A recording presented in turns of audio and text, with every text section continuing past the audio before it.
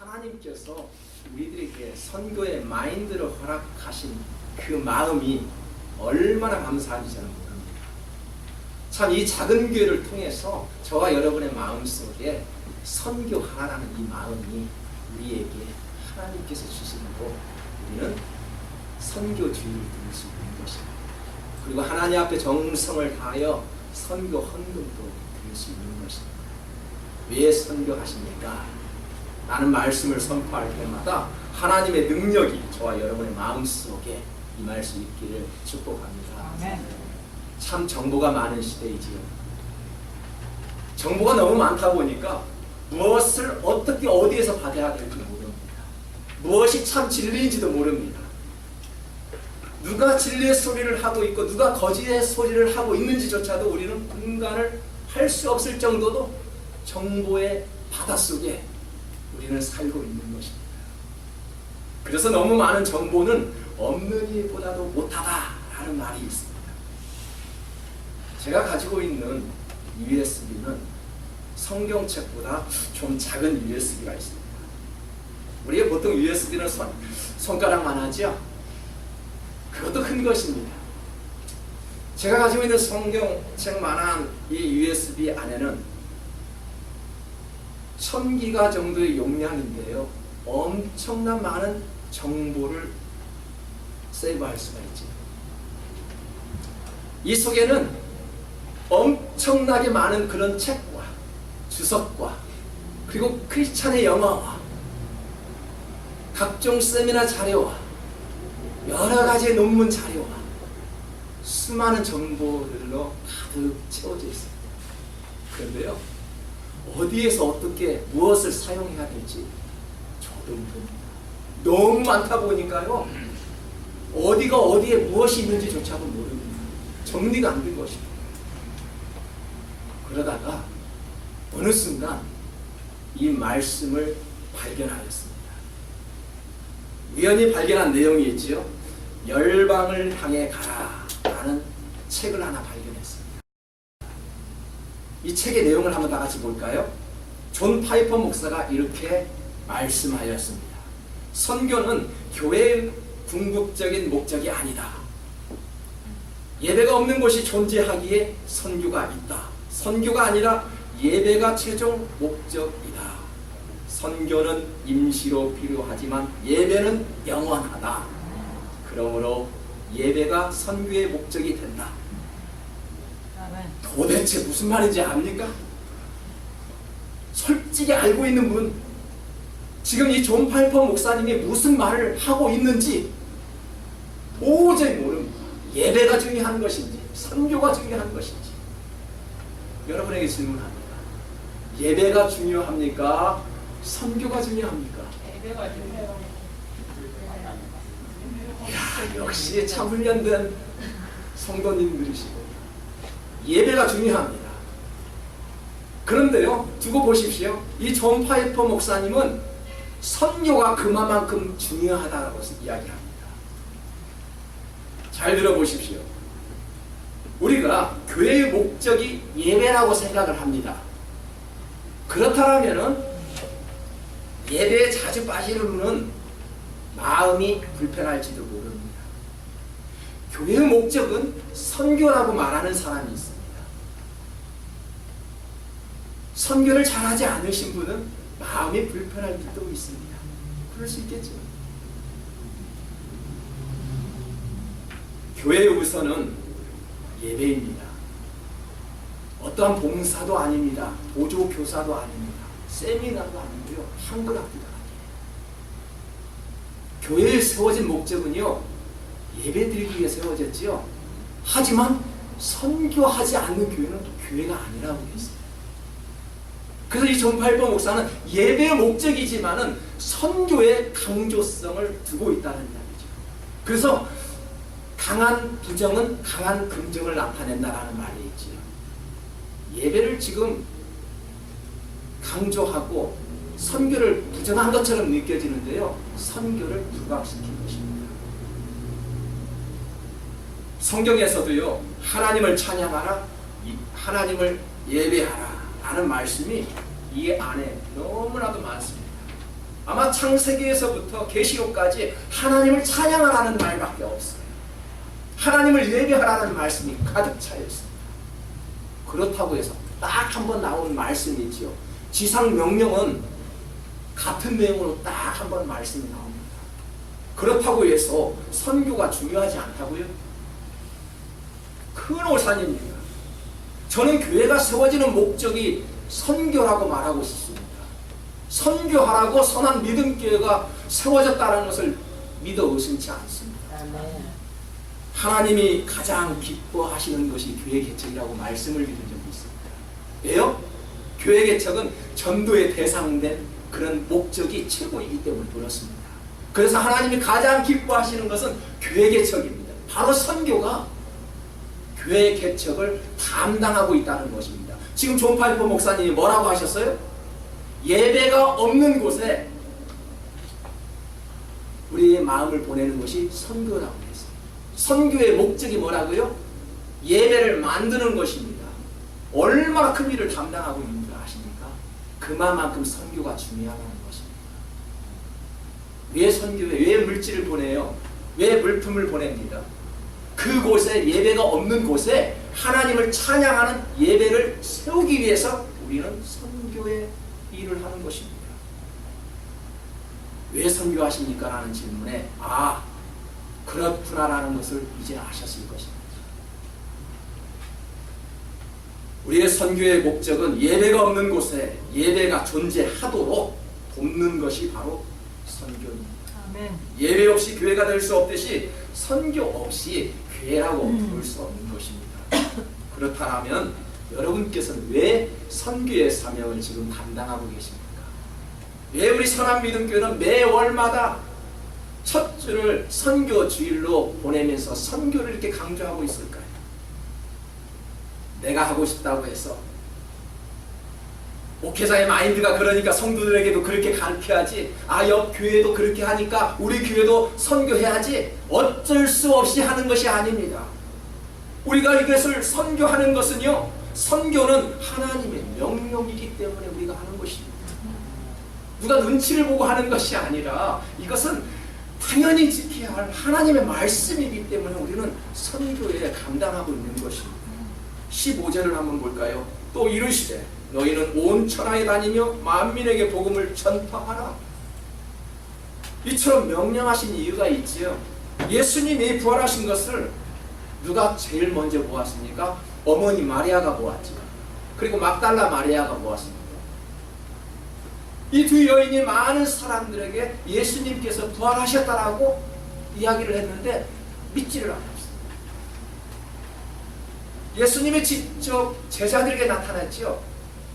손으로 자기의 몸을 보이시는데 제자들은 주님을 믿지 않았어요. 예수님이 아니라고 했어요. 나 손자국을 보여줬죠. 못자국을 보여주며 손을 보여주면서 나 예수라고 말을 해도 믿지 않았던 사람들이었습니다. 그런 제자들에게 하신 말씀이 바로 오늘 말씀이지요. 사랑하는 성도 여러분, 예수님께서 제자들을 향해서 이 믿음이 없는 것과 마음이 완악한 것을 꾸짖고 하신 말씀이 바로 너희는 온 천하에 다니며 만민에게 복음을 전파하라 라는 말씀을 하셨던 것입니다. 여러분, 전파하라, 이것은 명령이지요. 명령과 부탁은 다릅니다. 만민에게 복음을 전파하라, 이것은 명령이죠. 만민에게 복음을 전파하면 좋겠네, 이것은 뭐예요? 부탁이에요. 예수님은요, 교회들을 향해서 명령하셨지 부탁하지 않습니다. 사람에게 명령을 했지 부탁한 것 없습니다. 보십시오. 성경은 하라와 하지 말라로 가득 차여 있습니다. 다 이루지 않습니다. 꾸짖습니다. 잘하면 칭찬도 하시지만 항상 꾸짖고 교훈을 주고요. 그렇게 주님께서는 말씀하십니다. 왜 그렇게 단호하게 명령하실 수 있을까요? 예수님만이 진리이기 때문에 그렇습니다. 아멘. 예수님만이 생명의 말씀이기 때문에 강력하게 사람들을 향해서 부탁하지 않고요, 명령하는 것입니다. 아멘. 그래서 유명한 선교학자 데이비드 보시는 그의 책 변화하는 선교에서 이렇게 말을 합니다. 다 같이 한번 읽어볼까요? 본질적으로 기독교 신앙은 선교입니다. 그렇지 못하면 그것은 스스로 자신의 신앙을 부인하는 것이다. 교회가 선교하지 않으면 교회는 그 의미를 상실한 것이 된다. 교회의 목적은 예배이지만 교회의 목적은 선교하라고 하나님께서 세워주셨습니다. 우리는 그 본질을 알아야 합니다. 교회 안에서 선교하는 사람이 누구일까요? 누가 선교합니까? 안수받은 목회자나 안수받은 집사님이나 장로님들이나 권사님들이나 직분자들이 하는 것이 아닙니다. 그들만 하는 어떠한 부속물이 아니지요. 선교는 누가 합니까? 다니엘 같은 사람을 보십시오. 다니엘은요, 안수받은 사람도 아니었어요. 집사도 아니었고요. 안수받은 목사도 아니었습니다. 이스라엘에서 쫓겨난 포로였습니다. 젊은 청년에 불과했습니다. 그런데요, 하나님의 사명을 감당했던 사람입니다. 포로의 신분이었지만 그는 하나님의 말씀을 증거하는데 포기하지 않았던 젊은 청년에 불과하지 않았다는 것입니다. 어쩌면 힘들게 살아가는 이민 생활을 하는 우리에게 하나님의 깊으신 뜻이 있을 것입니다. 우리에게 이처럼 힘들게 살아가고 있는 이민자들을 통해서 하나님은 선교의 전략을 지금 담당하고 있는 것입니다. 우리는 이 사실을 잊지 말아야 합니다. 이민 생활은요, 위로받고 싶은 사람들이 많대요. 사랑받고 싶은 사람들이 많대요. 인정받고 싶은 사람들이 많대요. 마치 유행 가사, 복음 가사죠. 유행 가사가 아니라 당신은 사랑받기 위해 태어난 사람. 어떤 분은 이 가사를 마음에 들지 않는다라고 해요. 왜 사람은 사랑받기 위해 태어나냐? 사랑을 주기 위해서 태어나지 않았습니다. 우리 크리스찬의 정신이잖아요. 우리가 뭐 사랑받기 위해서 태어났습니까? 사랑을 전해주기 위해서 사실 태어난 것이 옳은 가사라 생각되지 않습니까? 사랑받기 위해 태어난 사람들처럼 그렇게 사랑받기를 원하는 사람들이 너무 많다라는 사실입니다. 그래서 선교는요, 하나님의 사랑을 전하는 것이에요.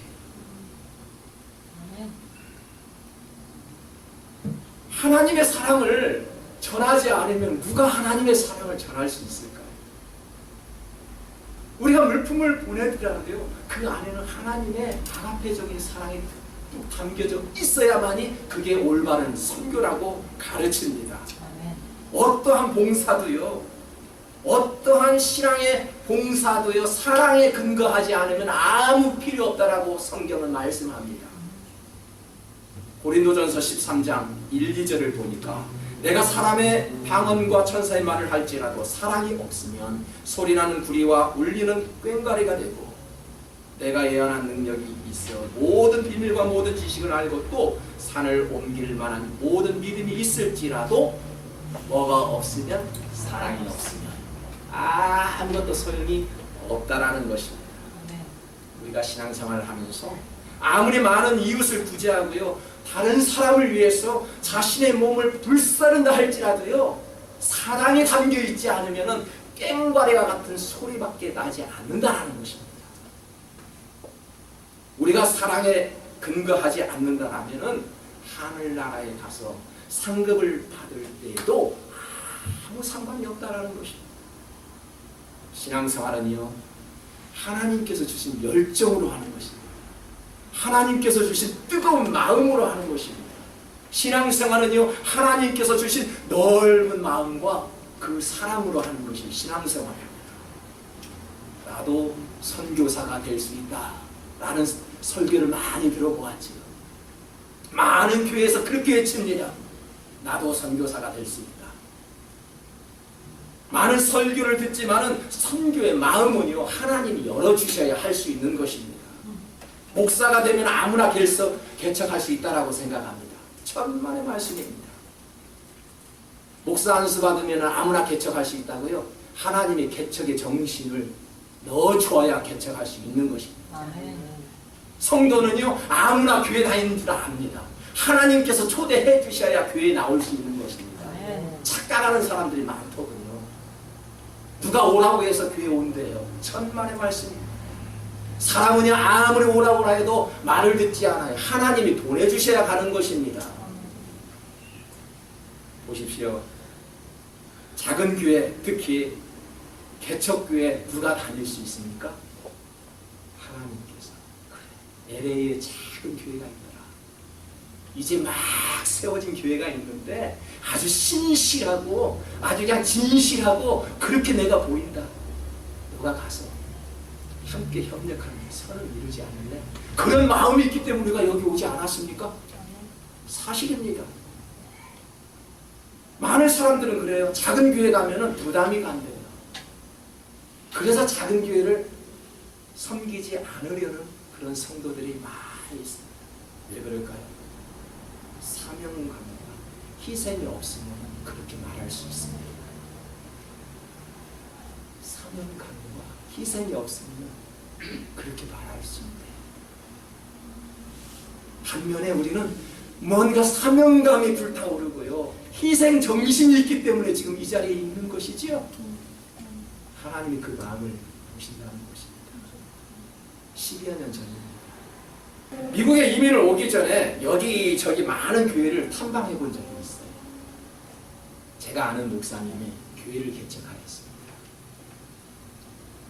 아주 5층 건물에 제일 꼭대기에 아주 작은 룸을 하나 얻어서 거기에서 개척한 목사님을 볼 때, 이왕이면 큰 교회보다 작은 교회 가서 돕는 마음으로, 함께 예배드리는 마음으로 그 교회를 자주 방문하였던 과거가 있습니다.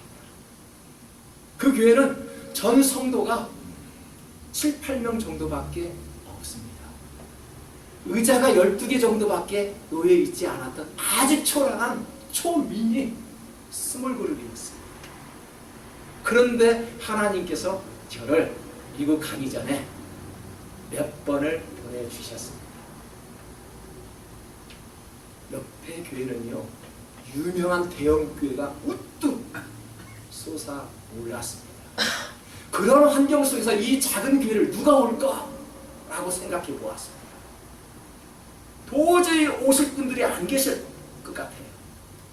교회적으로 볼 때나 또 옆에는 하늘 치솟듯 우뚝 솟은 그 교회 건물이 자리 잡고 있는데 초라한 이 작은 교회 올까?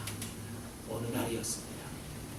부산에서 이사를 오신 권사님 한 분이 등록한 것입니다. 그 초라한 교회에. 그리고 한 달 후면은 우리 딸도 이제 앞으로 부산에서 이사 올 텐데 그 딸도 등록한답니다. 딸도 등록했어요. 딸이 등록하니까 사이가 오고요, 이마는 3살 먹은 아이들이 2명이 따라옵니다. 7, 8명에서 갑자기 15명을 부흥되었던 것을 저는 보았습니다. 그 권사님이 저에게 쪽지 하나를 주었습니다. 제가 오늘 가지고 나왔어요. 어떤 쪽지인지 보여드리고 싶어요. 10년 전에 그 권사님이 저한테 보내줬던 쪽지입니다. 사람을 찾아주세요. 창근이 임예심 권사. 그러면서 자기의 전화번호와 이메일을 적어주셨어요. 자기 동생을 찾는 거예요.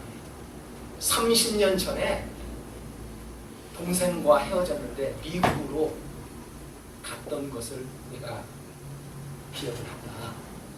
목사님이 미국 가시게 되면은 꼭 우리 동생을 좀 찾아달라고 그 권사님이 저에게 쪽지를 주셨습니다. 손수 써주신 쪽지. 그 작은 초미니 교회에서 저를 간절한 마음으로 붙잡으면서 미국 가게 되면은 내 동생을 좀 찾아달라. 그래서 저는 이 쪽지를 버리지 못합니다. 혹시 임예실 권사님 그런 분 계시게 되면은 저한테 좀 알려주시기 바랍니다. 지금 연세가 65세였으니까 10년이었으니까 75세가 됐는데요. 75세 정도 된 권사님 눈여겨보시고 저에게 좀 말씀해 주시기 바랍니다. 제가 왜 이런 말을 했습니까? 작은 교회를 섬길 수 있는 마음도 하나님이 주신다는 것입니다. 선교할 수 있는 마음도 하나님이 주셔야지 나의 의지로 억지로 되는 것이 아니라는 것입니다. 분명히 알아야 할 것은요, 교회를 등록할 때에도 선교를 할 때에도 하나님의 목적이 있다는 사실입니다. 왜 우리 선한 믿음께 등록하셨습니까? 왜 함께 신앙생활을 하십니까? 하나님의 목적이 있기 때문에 그렇습니다. 하필이면은 수많은 교회 중에 왜 하나님 나를 선한 믿음께로 보내주셨습니까? 라고 질문하길 때 하나님께서는 너가 그 작은 교회에 가서 팀웍을 이루어 하나님의 목적을, 나의 목적을 감당해 달라고 우리를 명령하시면서 보내주셨습니다. 선교는 그래서요, 하나님의 목적입니다. 하나님의 목적은 무엇입니까? 영혼 구원입니다. 그리스도인은요, 누구나 전도의 삶을 살고 있거나 전도자의 모습으로 살아가려고 노력하고 있지요. 한 영혼이 천하보다도 귀하다는 말씀처럼 한 영혼이 그토록 소중하기 때문에 그렇습니다. 그리스도인은요, 거듭나 어떠한 행위를 한다는 것은요, 영혼 구원이죠. 나 한 사람이 변했어요. 나를 전도한 그 사람이 나를 영혼 구원했어요. 하나님께서 그 사람을 통해서 나를 목사로 만들고요, 나를 세상 사람들과 구별되게 하셔서 하나님의 말씀을 선포하고 하나님께서 영혼 구원을 해주신 것입니다. 오늘 말씀을 보니까요, 예수님의 이름으로 세례를 주고요, 구원에 이르게 하는 것은 하나님의 목적이에요. 예수님의 이름으로 귀신을 쫓아내고 병든 사람에게 손을 얹은 즉 나으리라 하는 것은 하나님의 목적이랍니다. 사람의 목적이 아니죠. 내가 기도해서 나는 것이 아니죠. 예수 그리스도의 이름으로 손을 얹은 즉 기도하였더니 낫더라라는 것은요, 하나님의 목적입니다. 본문 18절에 보니까 뱀을 집어 올리며 무슨 독을 마실지라고 해를 받지 아니하며 병든 사람에게 손을 얹은 즉 나으리라 하시더라. 하나님은 목적을 가지고 있습니다. 사람을 낫게 하시는 것, 사람을 변화시키게 하는 목적을 가지고 있다는 것입니다. 육체적인 질병이 낫고요, 정신적인 질병이 예수 그리스도의 이름으로 낫게 하는 것이 하나님의 목적이랍니다. 교회에 모여 예배하는 것도 다시 흩어져 전도하기 위해 우리가 모이지 않았습니까? 함께 떡을 먹고 교제하고 기도하는 것도 하나님의 목적을 위해서 하는 것입니다. 선교나 전도하고 또 교제하고 기도하는 것도 결국은 하나님의 목적인 영혼 구원의 목적이 있기 때문에 그러한 행위를 하는 것입니다. 돈이 있어서 선교한다고 생각하면 큰 잘못이죠. 재정이 남아서 선교하는 것이 아니라 허리띠를 졸라매고 하는 것이 바로 선교입니다. 예수님께서 이 세상에 계시다가 하늘로 올라가시면서 마지막으로 하신 말씀이 있어요. 온 천하를 다니며 만민에게 복음을 전하라. 자, 이 말씀에 순종하는 자에게 귀신을 쫓아내게 하시고 방언으로 말하게 하시고 어떠한 독을 마실지라도 해를 입지 아니하리라 라고 말씀하셨습니다. 그리고 너희들이 손을 얹은 즉 나으리라고 말씀하셨습니다. 단지 예수 그리스도의 이름으로 우리가 선교를 할 때, 사랑을 전할 때에도, 기도를 할 때에도 예수 그리스도의 이름으로 기도하여 하나님의 능력이 저와 여러분에게도 임할 줄 믿습니다. 아멘. 오늘도 주신 말씀을 생각하겠습니다. 하나님께서 교회를 세워주신 이유는 하나님을 영화롭게 하시고 선교하라고 교회를 세워주실 줄